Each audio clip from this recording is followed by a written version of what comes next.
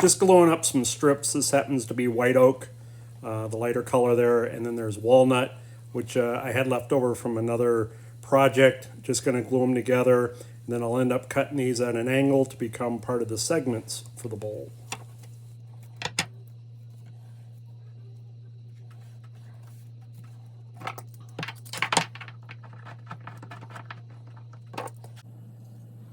This is going to be the bottom of the bowl, so I glued up larger pieces of white oak to make this interesting pattern. And it's not exactly square, and from point to point, my lathe cannot handle something that big. So all I'm going to do is I measured from edge to edge using the pencil. That gives me guidelines so I can cut off the corners so it'll fit on my lathe.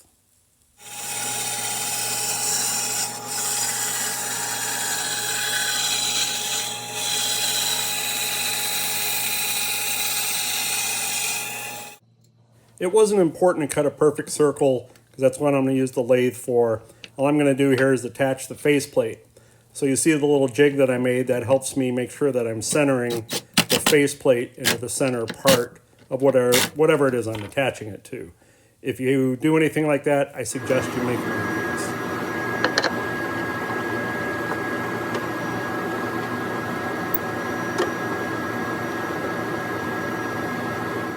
Just going to turn the bottom to make it round.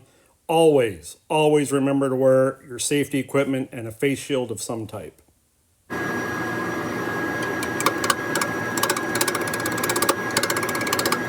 In this video, I tried to place the camera in such a way that you could see the RPMs that I'm working with so that you can get an idea if you're just starting out. When you're first working with a piece that's not round enough and it maybe have a little vibration in it when it's spinning, start at a lower speed, and then as it gets rounder and rounder, you can start increasing.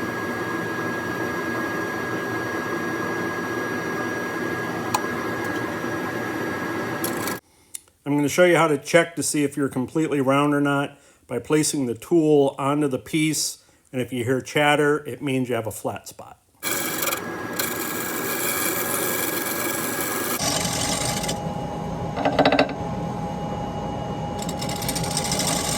So hearing that chatter tells me it wasn't completely round, so I kept going until I did make it round, with obviously a thumbs up.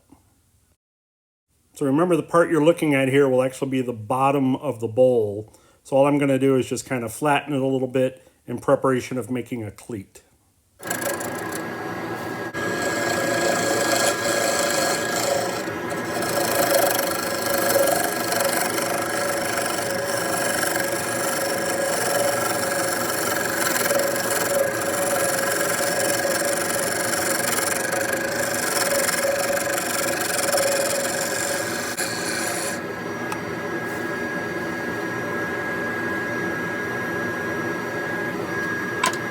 Now I'm going to mark on the bottom half of the diameter of the size of the cleat that I want to add. I happen to like working with 2 1/4 inches, so that means from the center, mark over 1 1/8 or somewhere in that area. Always double check to see you've got a dimension, and now I have a mark in order to make the cleat for the 4-jaw chuck to grab.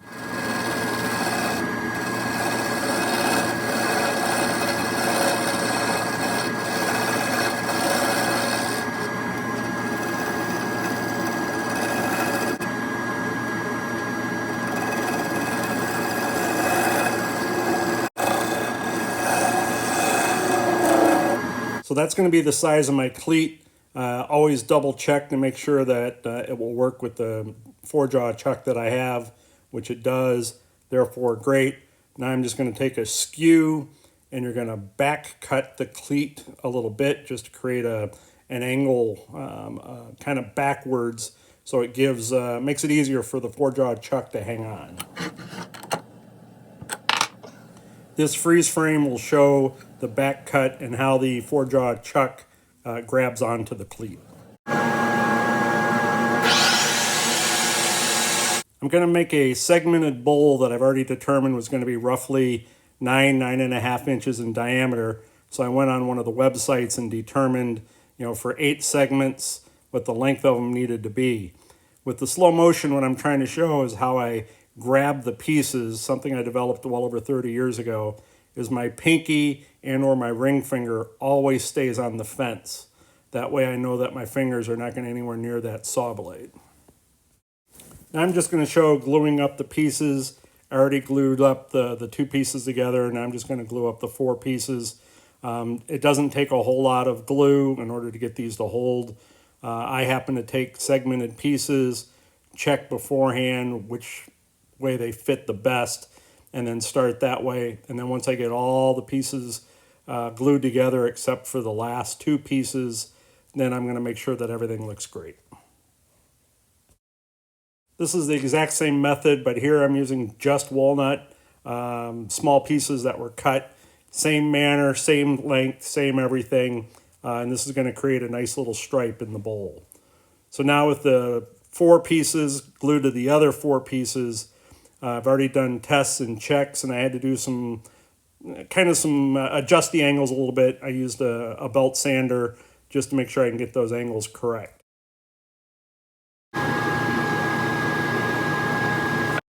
All this is sanding paper that's been glued to a piece of plywood. With all those pieces being glued up, they're not going to be perfectly flat. This is a very fast way to make your glue-ups flat. You can see I added it to the lathe. I got it on the lowest speed, and just trying to get an idea of how well this is going to sand, check it over and over. One of the things you also need to be aware of is that this creates an awful lot of dust. You can see the dust collector to the right. I also have a dust collector that you can't see. That would be to the left. That's just below the lathe tabletop. In the background, I have a box fan that has a filter on it.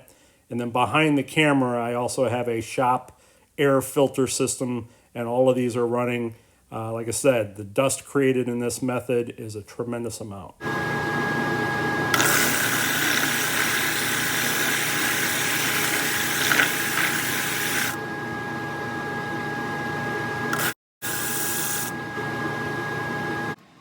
Now it's a matter of just gluing the rings to the base that I had previously turned. One of the techniques here is, again, it doesn't take a whole lot of glue, but you take some very thick sandpaper, something in the 60 to 80 grit, and you rub it over where you applied the glue, and some of that grit will fall off, and it will help the rings to stay in position while you glue it up.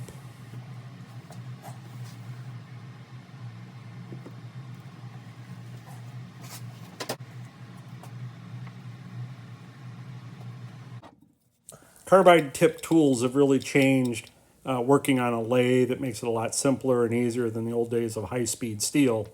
And the tips are very expensive. So Rockler, which you can find online, they have this little kit where you can actually sharpen the square, the round, and even the diamond shaped ones. And it has really made a difference in how I approach the job. So in general, I pretty much sharpen any time after doing the rough cutting before I start doing the final of whatever the piece may be.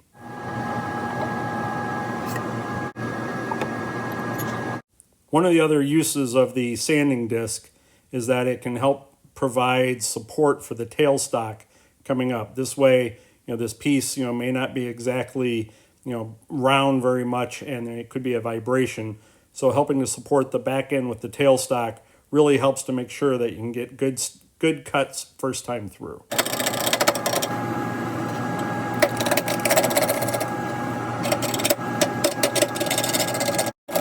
Whenever doing any turning, I do an awful lot of stopping, checking for round, restarting, increasing the RPMs. As it gets more round, raise the RPMs. Just to make this video a little shorter, I edited out an awful lot of those, but you will see the RPMs change in the lower image of the video.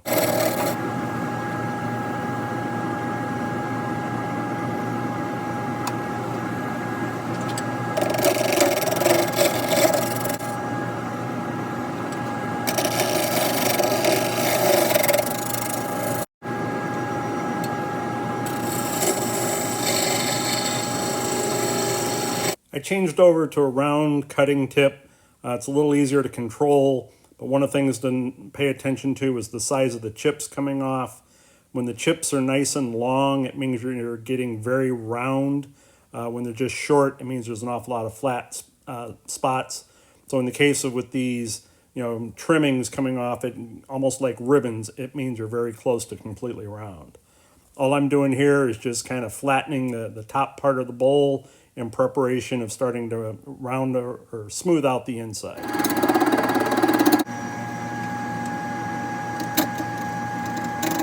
Through the magic of editing, I've already hogged out an awful lot of the middle.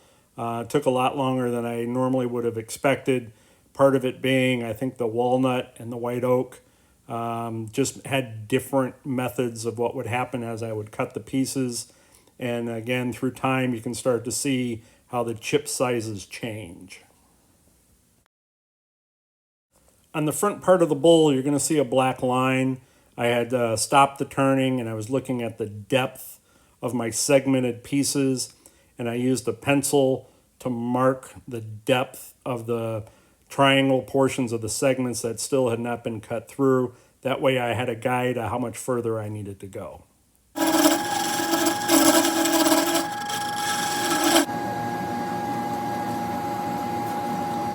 Now it's just a lot of sanding. I'm going to use progressive grit as we go along. And again, with the dust collectors, it makes a huge difference because this operation creates an awful lot of dust.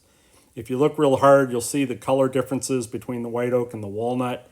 There's a line there. I had cut a small recess at each joint, and you're going to see why here shortly.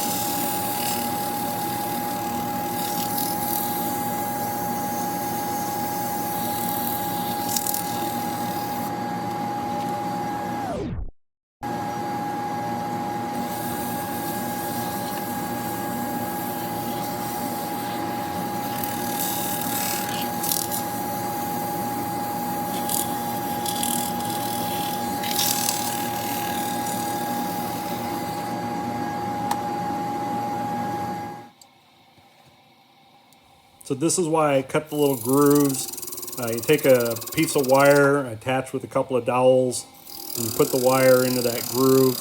RPM's roughly 8 to 900, and as you pull the wire into the groove, it starts to cut, then it heats up, and it actually burns a line in it. And if you notice at the back part of the bowl, those two lines right there, they really darkened up quick.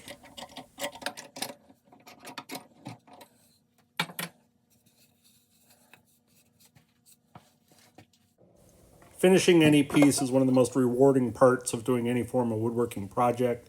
I happen to like a finish that's a 50-50 mix of shellac and denatured alcohol. So it's a 50-50 mix. You can see in that jar how it was separated.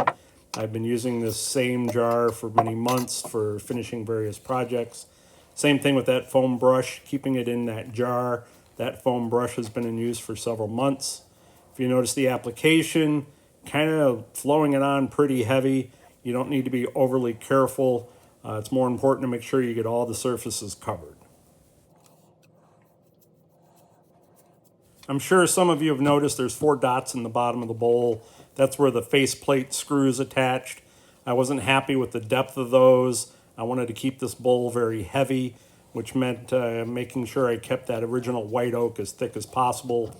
So I took a red oak dowel, drilled the hole the same size as the red oak dowel, and just glued them in place with regular carpenter's glue.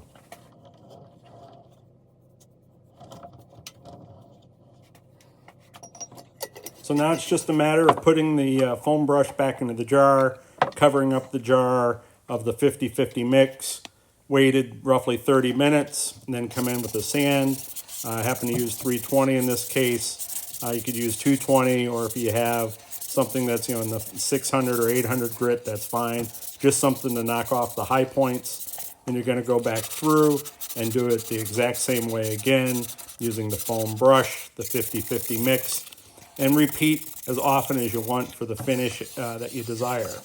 In the case for this bowl, for the final that I used, I did 3 coats of it, and it looks just fine.